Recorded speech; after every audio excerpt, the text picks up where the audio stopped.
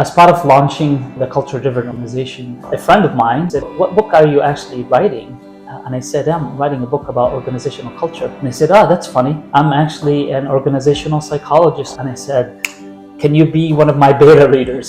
So immediately, graciously, Collin agreed to do that.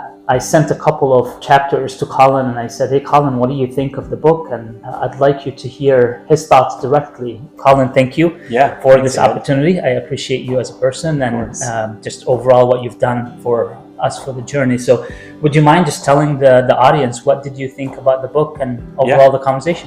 I went to school and got my master's in industrial organizational psychology, and I've done a few consulting gigs in leadership development and employee engagement and creating surveys for organizations to really improve upon how they're engaged in the organization. And culture is one of those things that is very important. And often, in my experience, culture can be muddied up with a lot of theoretical and research models that's very hard to understand as someone in an organization, a leader, a people manager. If they want to look at culture and understand it and find ways to improve it, it can get overcomplicated, just like a lot of social phenomenon that we see out there. So reading your book, it was very clear to see and understand from your framework and how you're improving the philosophy of that affects the process and then the people. It's a very easy way for people who want to improve organizational culture, very easy way to do that reading your book. And I was very impressed by your background and how you learned that along the way.